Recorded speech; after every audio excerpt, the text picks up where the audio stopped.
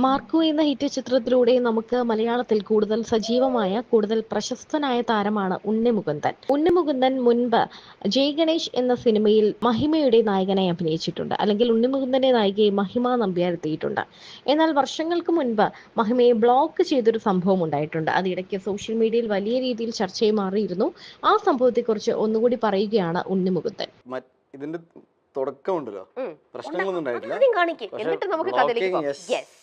Okay, അങ്ങനെ എത്ര പേരെ ചെയ്തിട്ടുണ്ടാവും? ഞാൻ ഏറ്റവും ലേറ്റസ്റ്റ് ഞാൻ ബ്ലോക്ക് ചെയ്തത് സെലിബ്രിറ്റി ബ്ലോക്കിംഗ് ആയിരുന്നു. മഹിമ നമ്പ്യാറിനെ ബ്ലോക്ക് ചെയ്തിട്ടുണ്ടായിരുന്നു. അതെന്താ? അങ്ങനെ 7 വർഷം മുന്നേ മഹിമനെ ബ്ലോക്ക് ചെയ്തതാണ്. അതെന്താ? ഞാൻ മാസ്റ്റർ പീസ് എന്ന സിനിമ ചെയ്തപ്പോൾ മാസ്റ്റർ സിനിമ കഴിഞ്ഞു. ഐ തിങ്ക് അത് കഴിഞ്ഞിട്ട് ഒരു ദിവസം ഇവള് വിളിച്ചിട്ട് ഒരു കാര്യം ആവശ്യപ്പെട്ടു. അപ്പൊ സംസാരിച്ചോണ്ടിരിക്കായിരുന്നു. സംസാരിച്ചോണ്ടിരുന്നപ്പോ എനിക്ക് ഇവിടെ വർത്തമാനം സംസാരിക്കുന്ന രീതി എനിക്ക് ഇഷ്ടപ്പെട്ടില്ല. അപ്പൊ നേരെ ബ്ലോക്ക് ചെയ്തിട്ട് ഞങ്ങളുടെ കോമൺ ഫ്രണ്ടിനെ കുറിച്ചാണ് പുള്ളിക്കാരി സംസാരിക്കുന്നത്. ഒരു ഉദയകൃഷ്ണ സ്ക്രിപ്റ്റായിട്ട് ഉദയ. അപ്പോൾ ഇപ്പൊ ഞാൻ ഉദയേട്ടാന്ന് പറയുമ്പോൾ ഇവള് ഉദയ് അങ്ങനെ പറഞ്ഞു, ഉദയ് ഇങ്ങനെ പറഞ്ഞു, എന്തോ പറയുന്നത്. അപ്പൊ ഞാൻ ഒരു ഭയങ്കര അടുപ്പാണല്ലോ, അങ്ങനെ പിന്നെ ഇത്രയും സീനിയർ അല്ലേ, ഇങ്ങനെ സംസാരിക്കാൻ പാടും. ഞാൻ ഇല്ലല്ല, ഞാൻ ഒന്നും പറഞ്ഞില്ല. ഞാൻ ഫോൺ വെച്ചിട്ട് ബ്ലോക്ക് ചെയ്ത് ഉദയേട്ടനെ വിളിച്ചു, ഉദയേട്ടാ ഇത് ശരിയല്ല, അവര് നിങ്ങൾ ഭയങ്കര ഡിസ്റെസ്പെക്ട്ഫുൾ ആയിട്ട് സംസാരിച്ചത്. അപ്പൊ പറയും, എടാ നീ അങ്ങനെയൊന്നും കാണണ്ട, ഫാമിലി ഫ്രണ്ടാണ്, അവൾക്ക് എന്നെ പണ്ടേ പരിചയം, അതൊന്നും ശരിയല്ലെന്ന് പറഞ്ഞിട്ട് ഞാൻ ബ്ലോക്ക് ചെയ്തിട്ട് ഞാൻ മറന്നിട്ട് ഇത് ഞങ്ങളുടെ സർക്കിളിലൊക്കെ എല്ലാവർക്കും അറിയാം. അപ്പൊ ഞാൻ മറന്നു. പിന്നെ again after so many years ഞങ്ങള് ജയ് ഗണേഷിന്റെ കാസ്റ്റിംഗ് തുടങ്ങി. കാസ്റ്റിംഗിൽ ഒരുപാട് ആക്ടേഴ്സിനെ നമ്മൾ സമീപിച്ചു, പുതിയതായിട്ടും ഫ്രഷേഴ്സ് ആൻഡ് എക്സിസ്റ്റിംഗ് എല്ലാവരും. അങ്ങനെ രഞ്ജിത്തിന് ഒരു പർട്ടിക്കുലർ ഡയലോഗ് ഇവര് ഒരു ഹീറോയിൻ ഇങ്ങനെ തന്നെ പറയണമെന്നൊക്കെ ഉണ്ടായിരുന്നു. അപ്പൊ അങ്ങനെ അവസാനം പറയും RDX മഹിമ നമ്പ്യാർ വന്നിട്ടുണ്ട്, ഒരു ഓഡീഷൻ. ഞാൻ പറയും സൂപ്പർ ഹിറ്റ് പടമാണ്, നിങ്ങൾ പോയിട്ട് ഓഡീഷനൊക്കെ ചോദിച്ചാൽ ഓടിച്ചു വിടും. ഞാനിത് മറന്നു കേട്ടോ ഈ സംഭവം. ഈ കുട്ടിയാണ് ആ കുട്ടി, ഞാൻ ടോട്ടലി സ്ട്രൈക്ക് ചെയ്തില്ല സീരിയസ്ലി. സോ മഹിമ പ്ലസന്റ്ലി ഒരു നല്ല ഇഡിയോട്ട് ഓഡിഷൻ ടേപ്പും തരുന്നു. എനിക്ക് ഭയങ്കര ഇഷ്ടമാവും ചെയ്തു. ഞാൻ ബാക്കിയെല്ലാം ഓക്കെ, നിങ്ങൾ ബാക്കി സംസാരിച്ചോളൂ എന്ന് പറഞ്ഞിട്ട് പുള്ളിക്കാരത്തി ഓക്കെ എന്ന് പറഞ്ഞല്ല. ഞാൻ പിന്നീട് ഇങ്ങനെ നോക്കിയപ്പോൾ അജയേട്ടനൊക്കെ പറഞ്ഞു, അജയ് വാസുദേവ് ഇവരെല്ലാവർക്കും അറിയാം. അപ്പൊ ഞാൻ പറഞ്ഞു, ചേട്ടാ ബ്ലോക്ക് ചെയ്ത് പോയി, എന്നാലും ഒരു കാര്യം ചെയ്യാം, ഇതൊക്കെ പഴയ കാര്യമല്ലേ, ഞങ്ങൾക്ക് അങ്ങനെ ഫ്രണ്ട്ഷിപ്പ് ഒന്നുമില്ല, അപ്പൊ വിളിക്കേണ്ട വന്നില്ല, അപ്പൊ അറിയില്ലല്ലോ ബ്ലോക്ക് ചെയ്തു. അപ്പൊ ഞാനിത് hi this is Unni Mukundan, thanks coming on board for ജയ് ഗണേശ് ഒരു ഫോർമൽ മെസ്സേജ് ഇട്ടപ്പോഴാണ് പ്ലീസ് അൺബ്ലോക്ക്. ഞാനൊന്നും അറിയാതെ അൺബ്ലോക്ക് ഇട്ട് വിട്ടു. Thanks anti. ഇവളുടെ അമ്മ ഫോണിൽ വന്നിരുപ്പോ, നീ എന്റെ മോളെ ബ്ലോക്ക് ചെയ്തില്ല, എനിക്കൊന്നും ഓർമ്മയില്ല അല്ലേ, ഞാൻ എന്താ ആന്റി പറയുന്നേ ഒന്നും എനിക്ക് ഓർമ്മയില്ല. Very good. ഐ മീൻ ഞാൻ കണ്ടതിൽ വെച്ച് ഈ അടുത്തായിട്ട് വർക്ക് ചെയ്തത് I think the most professional. Definitely she's gonna go places. ഭയങ്കര എന്താ പറയാ, fun to work with. And ഈ പ്രൊഫഷണലിസം എന്നൊക്കെ പറഞ്ഞല്ലേ, ഞാൻ റിഗ്രറ്റ് ഇല്ല. അപ്പൊ അവള് പറയും, ഞങ്ങള് ഭയങ്കര ഫ്രണ്ട്സ് ആണ് ഫാമിലിയിൽ തന്നെ, അപ്പൊ ഞങ്ങൾ പേര് ഞാൻ പറഞ്ഞു എനിക്ക് അറിയില്ല നിങ്ങളുടെ ഫാമിലിയിൽ എന്താന്ന്.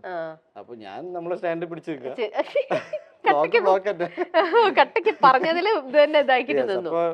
അപ്പൊ ഇപ്പൊ ഫോൺ നോക്കി കഴിഞ്ഞാൽ എത്ര പേര് ഇപ്പൊ ബ്ലോക്ക് ചെയ്തിട്ടുണ്ടാവും? ഇപ്പോഴും ഒരു 1000-2000 പേര്. ബേസിക്കലി ഫോൺ ഉണ്ടോ കയ്യില്? ഫോൺ ക്യാരി ചെയ്തിട്ടില്ല. എന്റെ ഒരു പഴയ നമ്പർ ഉണ്ടായിരുന്നു, അത് ആ നമ്പർ ലീക്ക് ഔട്ട് ആയപ്പോ എനിക്ക് ഫസ്റ്റ് ഓഫ് ഓൾ ഞാൻ പറഞ്ഞു, എനിക്ക് എല്ലാ കാര്യങ്ങളും പുതിയതിലേക്ക് പോകാൻ ഭയങ്കര മടിയാണ്. ഈ ലീക്ക് ഔട്ട് ആയപ്പോ പിന്നെ ഇങ്ങനെ ഫോൺ വിളിക്കും വെക്കും. അപ്പൊ ഞാൻ ഹലോ ചേട്ടാ എന്ന് പറഞ്ഞിട്ട് സംസാരിച്ചില്ലെങ്കിൽ അപ്പൊ ബ്ലോക്ക് ചെയ്യും.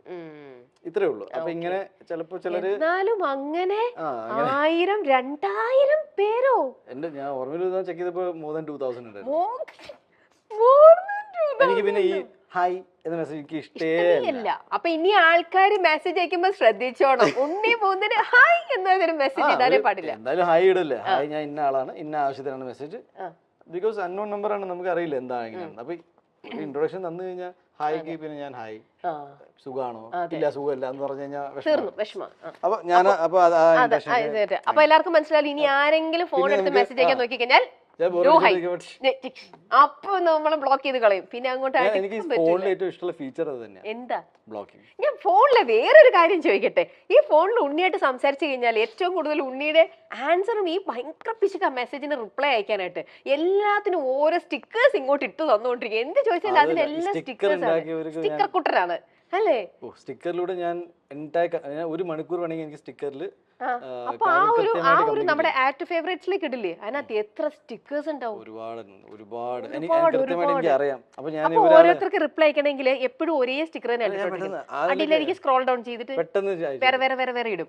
അത് ഇപ്പൊ ഇങ്ങനെ നമ്മൾ നോക്കിക്കുമ്പോ സ്റ്റിക്കേഴ്സിലേക്ക് ഇപ്പൊ നമ്മുടെ ആക്ടേഴ്സിന്റെ ഓരോ ഇങ്ങനെ ഓരോ ഇതൊക്കെയാണല്ലോ ഇടുക.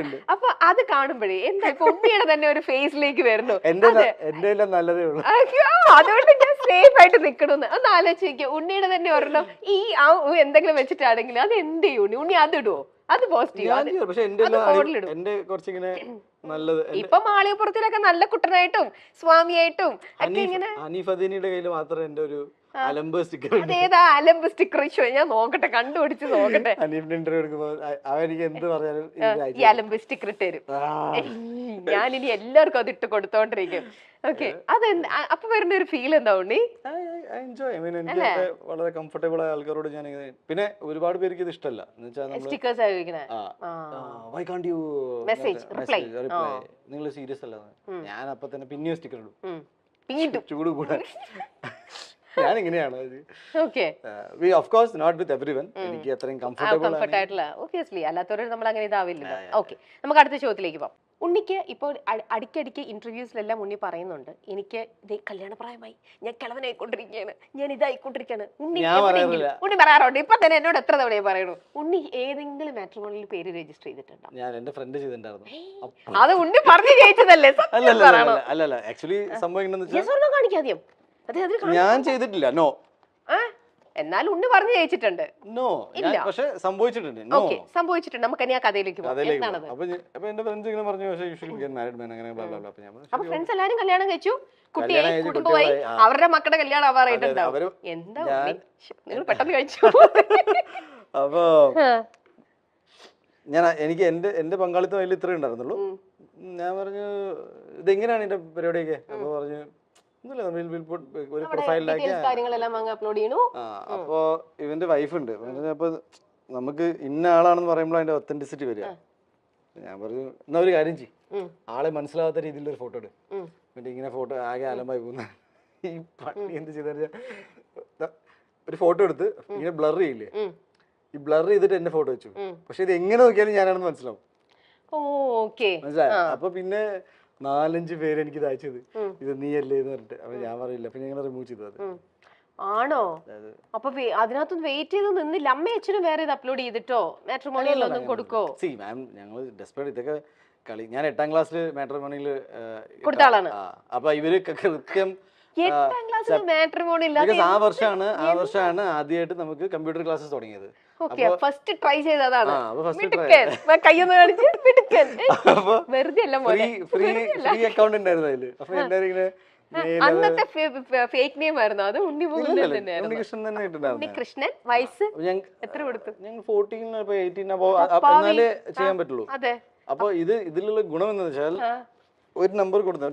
മുമ്പ് എന്നോട് പറഞ്ഞു ഞാൻ കുസൃതി ഒന്നും ആയിരുന്നില്ല, ഞാൻ വളരെ നല്ല കുട്ടിയായിരുന്നു. ഇവര് കറക്റ്റ് നമ്മുടെ ബർത്ത്ഡേക്ക് നമ്മൾ വിളിക്കും മെസ്സേജ് ഒക്കെ ആയിട്ട്.